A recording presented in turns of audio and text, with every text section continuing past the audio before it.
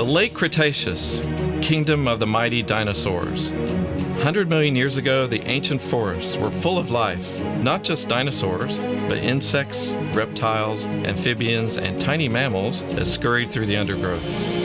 The ecosystem of the tropical forest in a prehistoric greenhouse Earth is one of life and death, and sometimes a window into the distant past.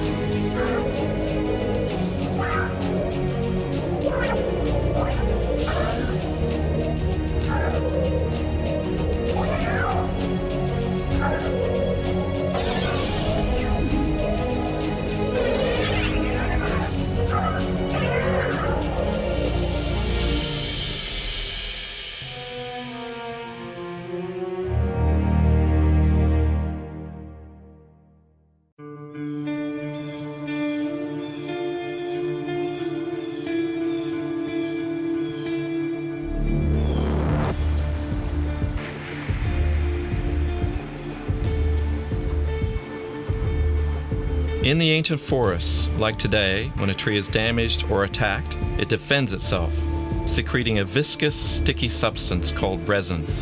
It protects the tree from infection or infestation. Over the millennia, the forest fell and began to form peat. Then with time, pressure, and heat, this organic material turns to coal. Trapped within the coal is the remnants of tree resin, which turns to copal, then fossilizes into amber.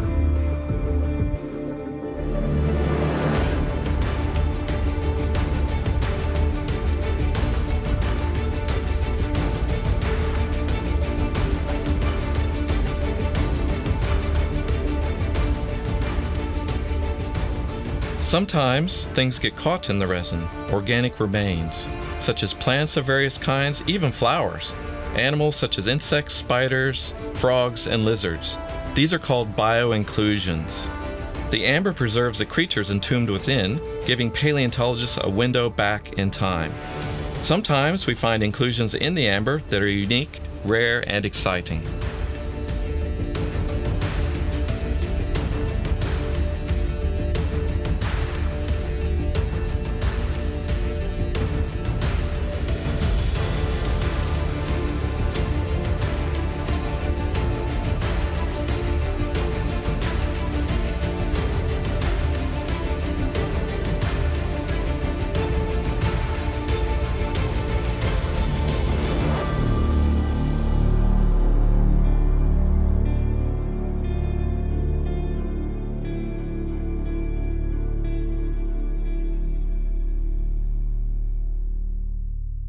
Many researchers around the globe consider amber to be the holy grail in paleontology. And there's a really good reason for saying that, in that specimens have exceptional preservation potential in amber compared to other types of rocks, that preserve fossil remains. So in fact, when we actually look at some of the amber remains, whether they be an animal, plant, or some type of microorganism, they actually look like they died yesterday. So they're in essence in a type of suspended animation over millennia or millions of years. So much so that you can actually see the most finest aspect of their morphologies preserved, from hairs, feathers, on a little dinosaur wing, to all kinds of insect remains and all of their body parts, perfectly preserved just like they died. So as a paleontologist, I need to get as much information as possible from a particular fossil.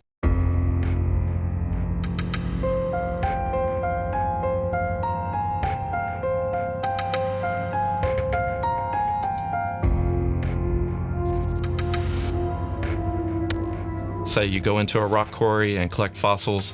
Most of those fossils will be from compression because they've been buried for over the millions of years. They've been essentially squashed into 2 dimensions. Amber is very different because those specimens are actually preserved in a 3D space. It's a paleontologist's dream to be able to study these fossils under the microscope and look at the finest details of their morphologies that have been preserved over the millions of years.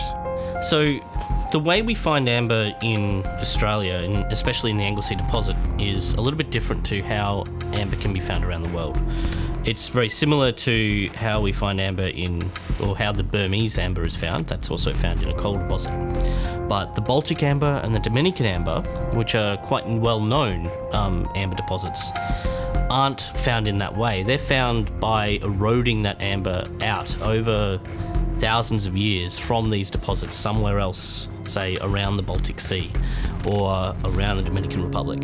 You get some types of resins which are quite clear and golden like this, and maybe a bit darker on this piece here, but some are a red color. You have some that are green. We have Australian amber, which is a very rare green type as well.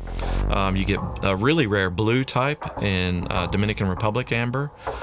So amber comes in different shapes, sizes, colors, all reflecting the different types of trees, and also what's called the diagenetic processes over the millions of years as well.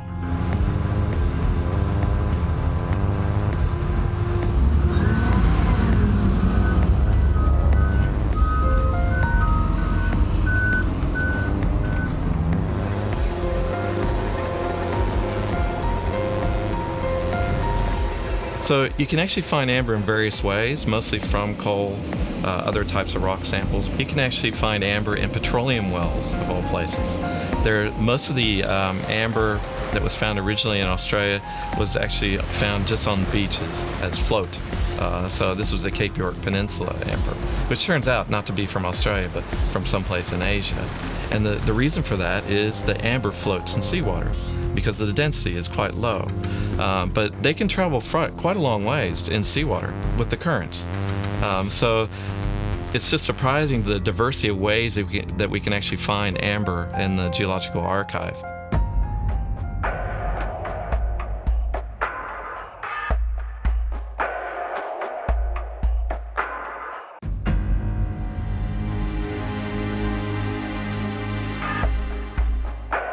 So the coal comes from Anglesea.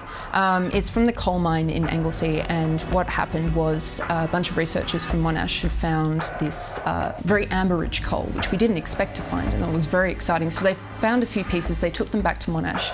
We've been working on them for a couple of years now, but then the coal mine was about to shut down, so we asked them to get the area where we knew the coal was. We just got diggers to take out a huge bunch of the coal from the side of the cliff, put it in a shipping container and take it here. Of course, this now means that we have a lot of coal. The coal that we received from the closing down mine, when we went there was a specific horizon where we found a lot of amber, but we just told the guys to get this much. So of all the coal in the shipping container, this much might be the area that has amber, and then within that there's even a smaller percentage that actually has amber in it, even smaller percentage that's large enough to see things, even smaller percentage that's clear enough to see anything in. So when we first prepare the amber out, or first identify the amber, we'll see it in a block of coal like this, and it'll normally be a small orange or green blob in that coal. And the idea is to try and extract that without damaging it as much as possible. So we use hand tools, little dentistry tools and picks and probes, basically bits of metal with a point on the end, to scratch away at the coal that's surrounding the amber, to try and leave it on a little plinth, a little column that we can then crack off, and then we can take that amber somewhere else.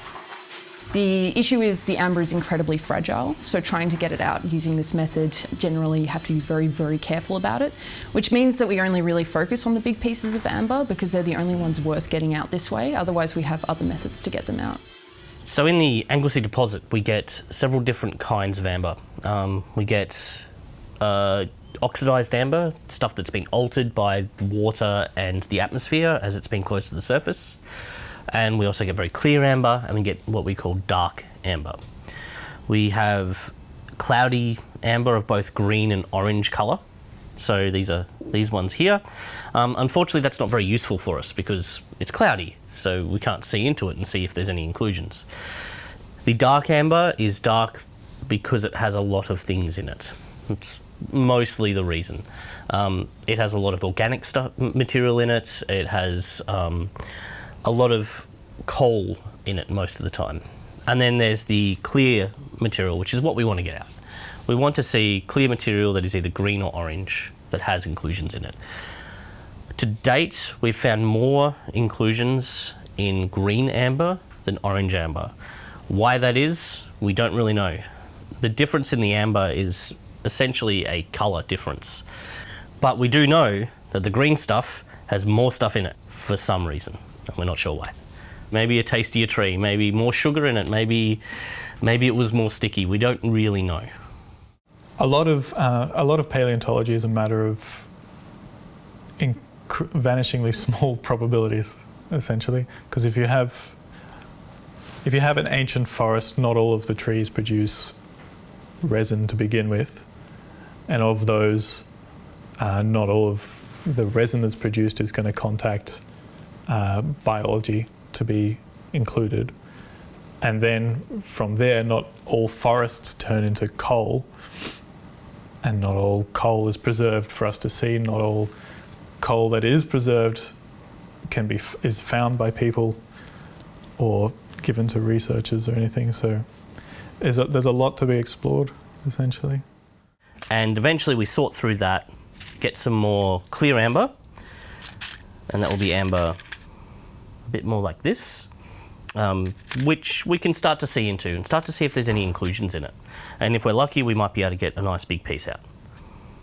Once we have a collection of amber from a piece of coal, we then look at it under a microscope. We paint it with water to clear it up, and we have a look through and see if there's any bioinclusions.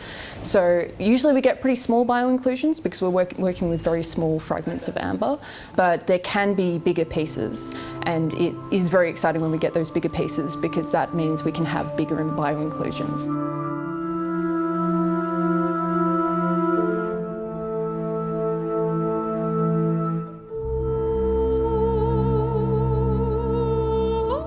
It can be disheartening to work all the way through a large piece of coal and find absolutely nothing, because then you're just digging through dirt, essentially. Sometimes we'll find something that's a discernible shape. It's angular, or it's a squiggle, or it's something that could be a mite or a nematode, something very interesting, in which case we sort of separate it out. If it's a big mass of materials, if it's a dark cloud and we can't make out any discernible shapes, then logically there's going to be something in there. We just can't see what it is. So we'll either take it to a high power microscope where we can look through it properly and possibly see any shapes that are coming out from that mass, or we can scan it, which is a very exciting thing to do. You use X-rays to create a 3D model of the amber, and then you can sort of pull apart the shapes that are inside the amber and actually look at what's going on there. Then we can have researchers looking through it and writing papers on the bioinclusions that we find. So I think it surprises a lot of people to see when they actually look through a microscope and see the specimen. They can see the hairs on a fly. They can see the legs really perfectly. They can see every aspect of that creature that could be upwards of 100 million years plus old. And then we look for other fossils within it. So we might look for insects, we might look for plant remains. If you find something interesting, you can then embed it more permanently in resin, which is little things we make and then polish down. To protect them, to harden them, to stop them from fragmenting even more, where we then polish that down to be able to see into the amber, see if there's any inclusions in it, and try and identify them from there.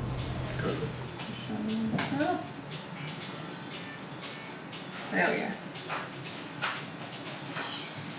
We find a few mites, we find nematodes, we find bits of moss. So these are the really small things that we're talking about, but still they're pretty exciting because this stuff is 40 to 42 million years old. And we don't have a lot of information paleontologically of this period in Gondwana. So any bit of information that we have about any ecology of the region is really, really exciting. We have found little bits of insects, ants. I found something the other day that might be fly legs, and they're very diagnostic of the species, those sorts of things, the antennas and the legs, which is what we find most commonly, but yeah.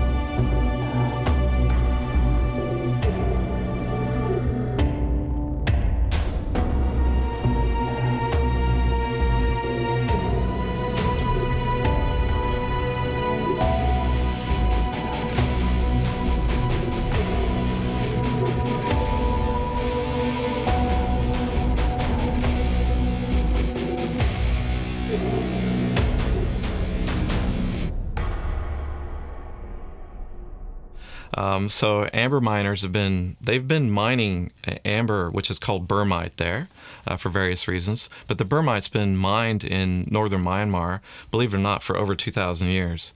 And this started during the Chinese Han Dynasty. And so over the 2 millennia, miners have been, looking for amber there, which is focused in a fairly small little area of that country. And scientific significance really didn't come to the fore until the last several decades, when we started learning that this actually represents a terrestrial ecosystem that's about 99 million years old. So it gives us a glimpse into that tropical environment. So we're talking about a time when this part of Myanmar was really close to the equator. So we're looking at what's called a Cretaceous greenhouse Earth, 99 to 100 million years ago. And at that time, heat was being distributed more evenly around the poles, so all the way from the equator, all the way to the poles. And it was also a time of increased resin production of trees. So there are various trees that actually produce resin. Okay, and this particular tree is related to the Cupressaceae, which is one of the cypress families. Okay, and these particular trees produce a lot of resin. And once in a while, something absolutely extraordinary will be found.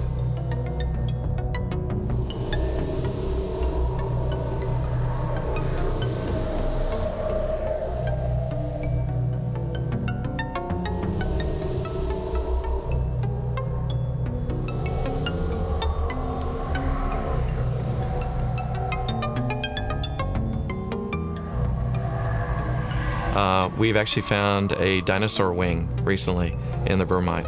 So a student is actually studying that at the moment. It's quite important because we can actually see the individual feathers of this wing as well as tissue, bones. So we have a lot of work ahead of us to actually try to reconstruct what this wing represents. So the amber is Cretaceous Burmite from Myanmar. It's roughly 99 million years old. And within this particular piece that I've been studying is a dinosaur wingtip. And so within that you can find feathers, and it can provide a lot of insight into feather morphology and the evolutionary development of feathers over time. Associated with the wingtip is arthropod inclusions, and those can provide us a little bit of insight into ecological interactions. Many theropod dinosaurs, not necessarily just the avians, were believed to have feathers. However, due to the size of the specimen that we're looking at, it's most likely a juvenile. However, small avian dinosaurs have existed within the fossil record. So the difference between feathers within this piece and modern feathers, they are slightly less complicated. The evolutionary history of feathers has seen increasing complexity throughout geological time. And these feathers, whilst they're very similar to those of modern birds, they're not quite there. They lack some of the distinguishing features that would allow us to determine the fact that this is a modern bird as opposed to something that is more primitive.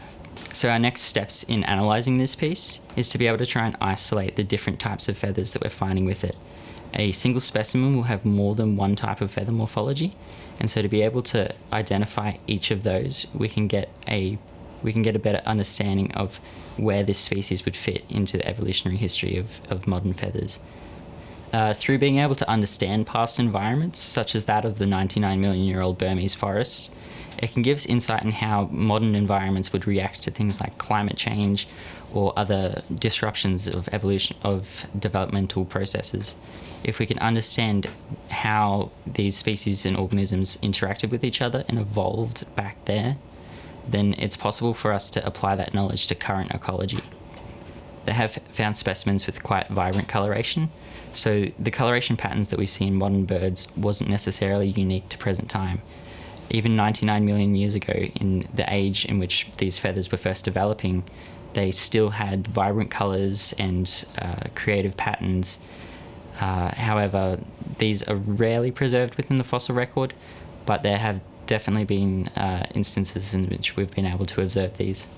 But it could definitely mean that a lot of other dinosaurs had vibrant colours that we haven't yet observed in the fossil record, but it could have occurred. So through using the synchrotron scanning that we're hoping to complete soon, it would be possible to look at the bone structure and the bones themselves. Through that we might be able to identify the species, but also be able to determine the species' age through looking at bone growth signals. And if we can do that, then it's going to give us a lot more insight into what this specimen actually is, whether it's a juvenile or if it's mature, whether it's an already identified species or if it's something that could be completely new.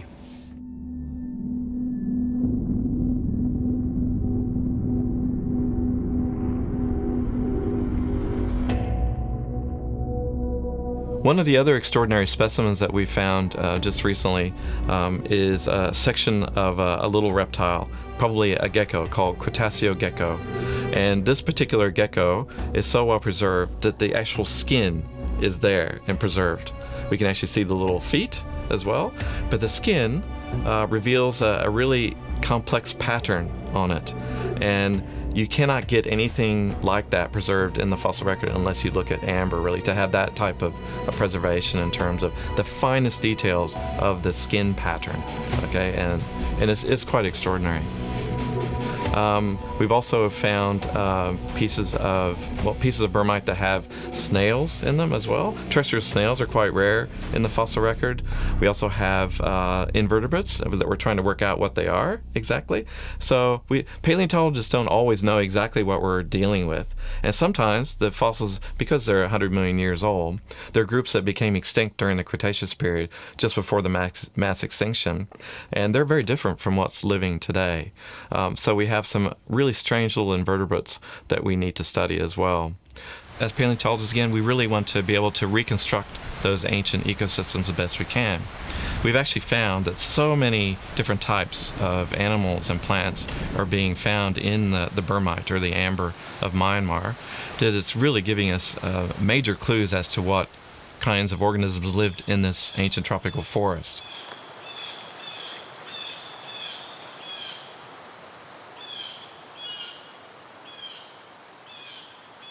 Late 2016 and early 2017, some miners in the Hawking Valley in northern Myanmar were polishing thousands of specimens or pieces of this Burmite.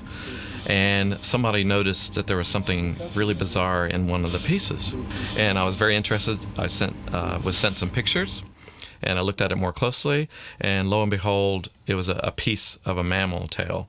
So just to give you an idea of the significance of this is by far the oldest mummified remains of a mammal in the fossil record, is this one piece, and it represents a tail.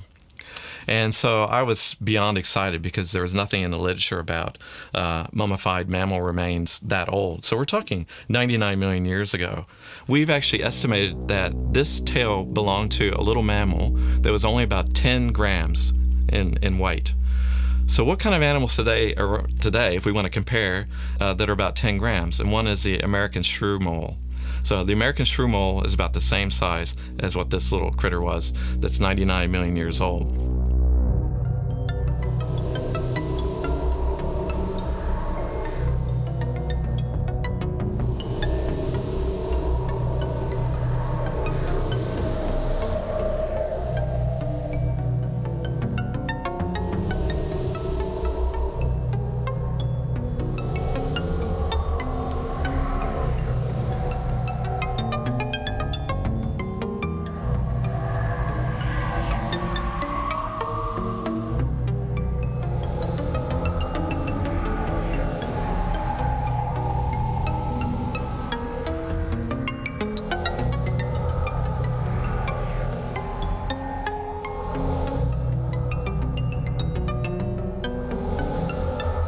These are hairs, and this is something that belongs to a mammal. We don't have anything that belongs to a mammal, at least anything related to skin or soft tissue from a mammal from this long ago. We have some bones. We have some bones, say, in Australia from very, very small mammals, which were alive around 115 million years ago, and this is about 100 million years ago. So it's reasonably similar times, give or take a few tens of millions of years. But to see the hair, to see the fact that the hair is fine, to see that it's coating this tail all the way to the end, it's a bit of a shock. I look at mammal fossils and recent mammals, and Jeff came to me one day and said, "I've found this amazing fossil. I'm not exactly sure what it is, but I think I know what it is. Would you like to come and have a look?" And so, given what he works on amber, and works on invertebrates, so small bugs and things like that. I said, well, I can guess what it would be, but until I see it, I guess I won't know. And which part of the animal is it going to be? So I went into his lab and had a look at the specimen for the first time, and it blew me away because it's quite amazing. So the preservation of the hair and even skin in there is phenomenal. We then had to think about what else are we going to do with this? How can we find out what it is, and what else can we learn about this? What type of animal it is? It's obviously a mammal by looking very closely at the hair. So that started off a whole set of questions and ways of approaching this. There's obviously more than just the tail and the hair in there. There are other small invertebrates, assassin bugs.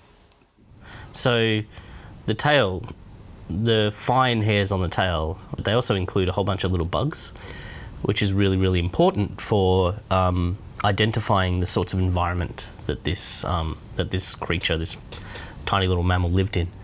There's things like this thing at the base here is a thing called an assassin bug.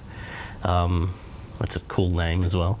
And they're these predatory bugs that often live off the blood of larger creatures. But most importantly, we'll look for pollen. Pollen is incredibly diagnostic of the tree species. So you can look at that pollen and immediately tell, yes, that's the tree that produced that pollen. If we know what period of time that tree lived in, then we can use that pollen to say this amber was most likely produced from this year to this year. And we have found things in the amber that resemble pollen.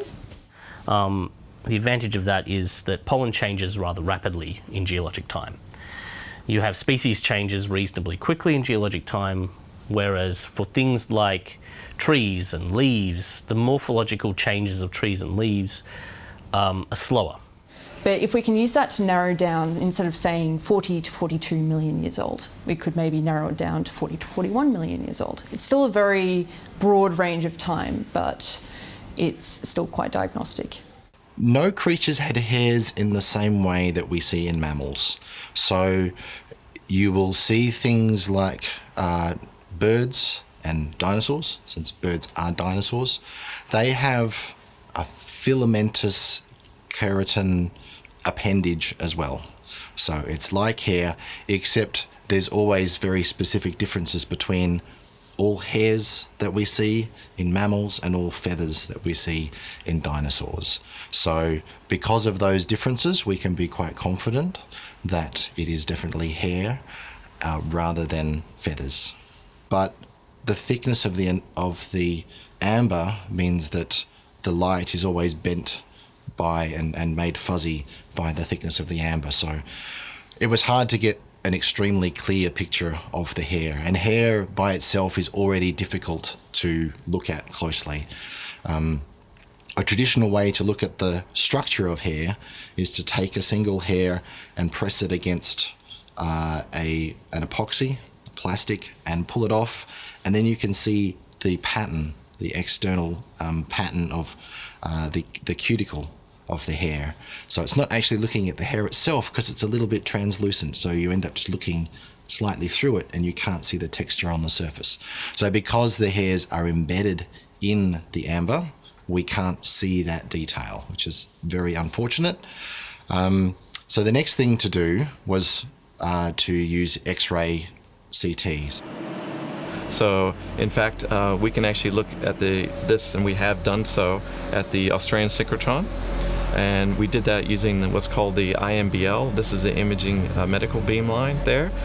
So that has given us information about the internal aspects as well, and also the micro CT scanning. So using X-rays to make a three-dimensional model of the internal structure. And so I was confident that we would find bones in there, because And bones may or may not tell us about which type of mammal it was. Tail bones tend to be quite nondescript and small and whatever, but who knows? Maybe it'll tell us something. So we stuck it in the X-ray machine, and there's no bones.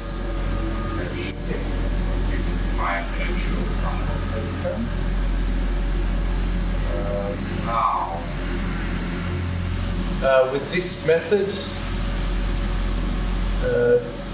I think we just need higher resolution. So the best way is to cut the sample and to do thin sections. So to show you that's looking at the data at 75% full scale. Okay?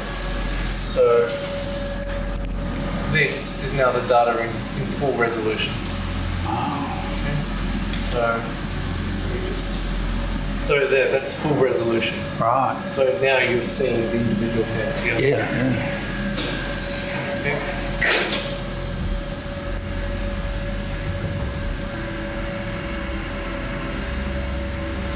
So it wasn't a very large animal. No, it's tiny. Here's another section. So each one of those black dots is a cross section through a hair fibre.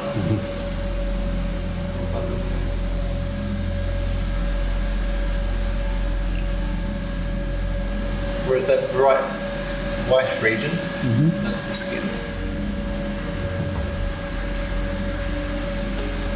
So here, from there to there is a cross section of the tail there. So it's the skin. There's nothing in the inside, so if there were vertebrae in there, if there were backbone elements, they'd be drawn out of the skin. And then you've got these fibres coming out. They're very, very delicate. So would the specimen would have been alive when it lost its tail flesh? It's hard to tell. I mean, if a lizard gets its tail stuck in amber, either it dies and then it rots and falls out, or gets eaten and pulled out, or it just pulls itself out. You can't tell.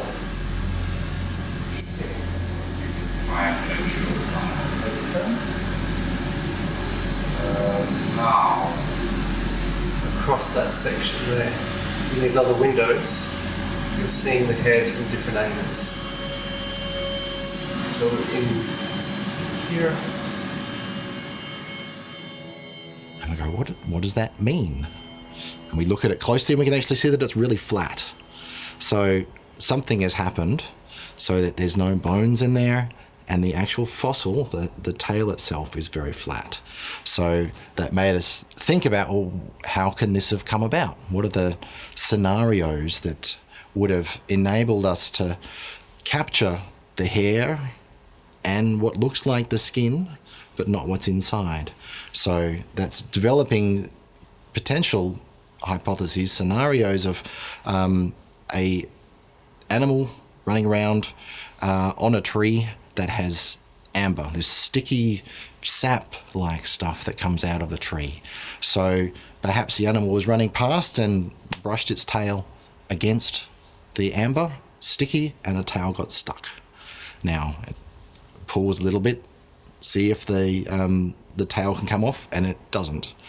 Now, whether the animal stayed there long enough that it actually got a second flow of amber over the top of the tail, so now the entire tail was trapped, or just the bottom surface of the tail is trapped.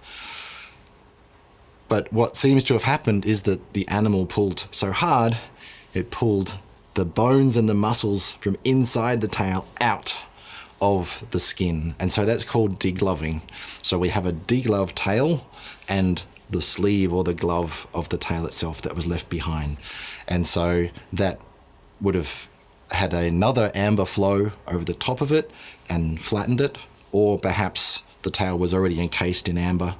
Once it was pulled out, the amber just collapsed and created a flat surface. I think it's more likely that it pulled out and left the tail, and then it was flown over afterwards. But one of the exciting things about this is that this oldest specimen of hair fur and skin of a mammal, the animal may have survived. So if it actually pulled its tail out and ran away, it was still alive when it did that. So that's quite astounding. Right. Have you worked out what type of animal it was? Other than mammal, I don't think we're going to really find out at this point. One of the things that we wanted to be able to do was look at the hair structure closely. We have tried to use as high an X-ray CT as we can to look at the individual hair structures, but it hasn't been high enough to really see the fine detail of each hair. There may be instances in the future that are able to do that, but that hasn't worked so far. The other part would be to physically cut the specimen and try to remove the hair. Now, we've done that with another specimen where we have hair. In some instances, people are able to dissolve the amber and release the contents of the amber. We have tried that, and unfortunately, the Burmite amber that we have, it's some of the oldest amber and some of the hardest. So it's been not possible to do that. Where we have been able to at least partially pull it apart, the hair just disintegrates. So it's, you know, is there anything really left of it other than just an impression of the hair rather than the hair itself? We don't really know yet. But to do any more testing, we will really have to cut it. And that's last resort once we know as much as we can without actually cutting it any further.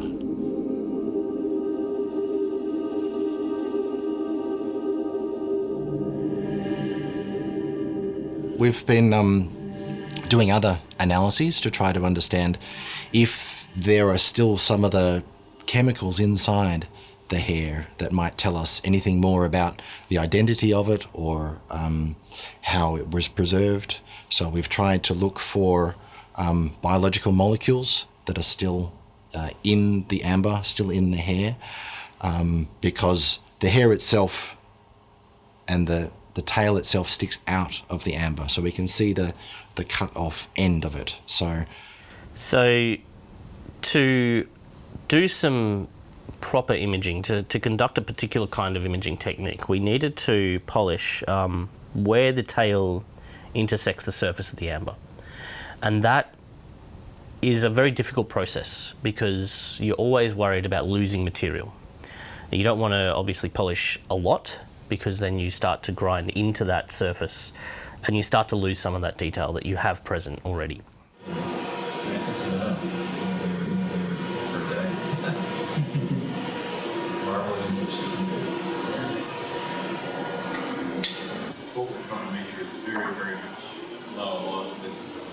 People often ask when I'm holding a fossil like this that maybe has some remains preserved, such as a little bit of a dinosaur or something like that in amber or a feather, can you get DNA out of that? And the answer is no, but we can actually look at the elemental compounds of this too to see if there's anything preserved.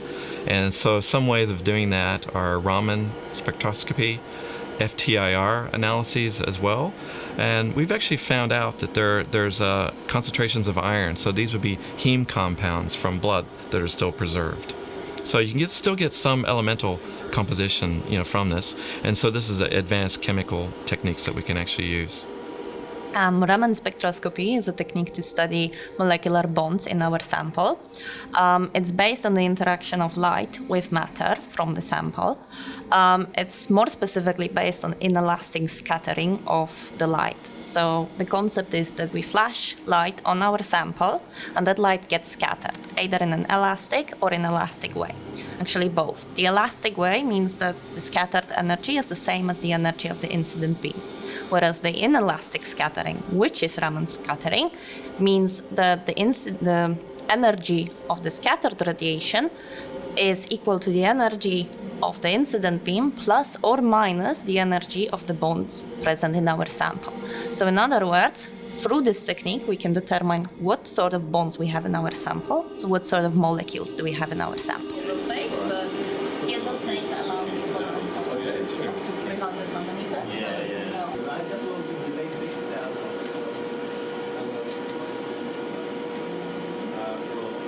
almost certainly the species and the group that, or the fine group that it belonged to doesn't exist anymore. So 100 million years ago, there were quite a few number of mammals and mammal-like animals. And at the moment, we don't know how many of those mammal-like animals actually had hair. So that's what we're using. But we know that all mammals, which includes the placental mammals like us, the marsupial mammals like kangaroos, and the monotremes, like the echidna and the platypus, they all have hair.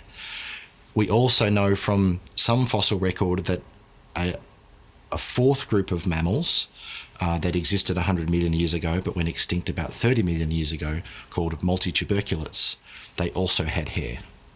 So it is possible that it's any of these main modern groups or multituberculate, or there are other mammal-like groups that it could be. But after the extinction of the large dinosaurs 66 million years ago, there was a major restructuring of all of the mammals, and anything that existed back then is gone, and mammals basically reinvented themselves after that time, diversified to so many of the groups that we see now and that we could recognize as a type of mammal that we can tell now. So there's been a concerted effort in the last few decades to learn more about this Cretaceous ecosystem in Myanmar from the amber, because we do know it's a terrestrial environment, it was tropical.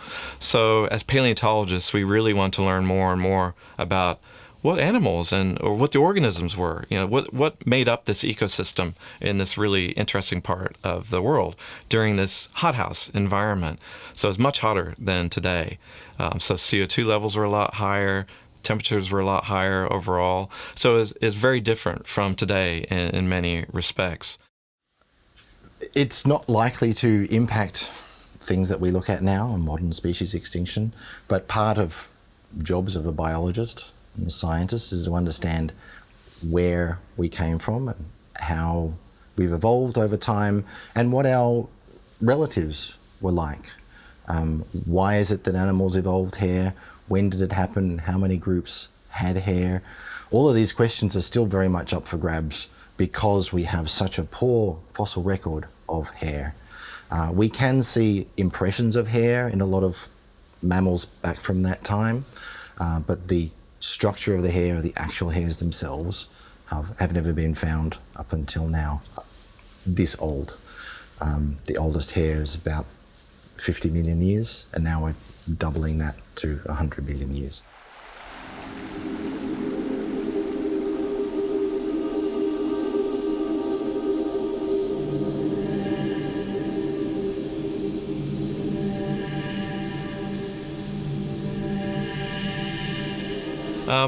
One of the primary goals of paleontologists is to not only reconstruct the ancient ecosystems through time, which is a really tall order because rocks imperfectly preserve fossil remains. So much so that we think that we only know about a fraction of 1% of all the organisms that have lived through geologic time. So we don't really know that much, but we have to really focus on those deposits that capture all these ancient remains as much as we can in terms of diversity. So we're very fortunate that we have amber, to look at terrestrial environments.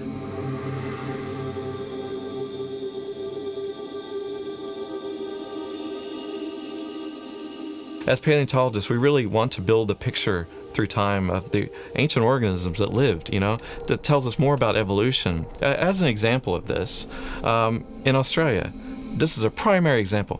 Where did ants come from? You ask anybody, so entomologists studying ants, where did they come from? And nobody would know because we've never had one fossil of an ant preserved in Australia. Lo and behold, in the Anglesey coal measures, we have lots of ants preserved. And so they're giving us an insight into ant evolution for the first time, which tells us that groups, and this is the genus Monomorium, Monomorium has lived in Australia and been an important part of the terrestrial ecosystems in Australia for at least 40 million years, when Australia and Antarctica were still attached. But before that, if you didn't have the amber, how are you going to get ants preserved?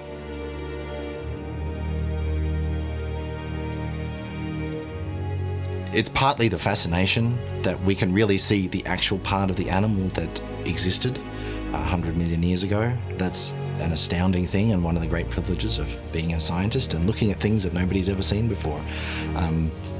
People have been looking for this type of thing for a long time, and it's a great excitement to be able to really see these unique images back into the history of mammals.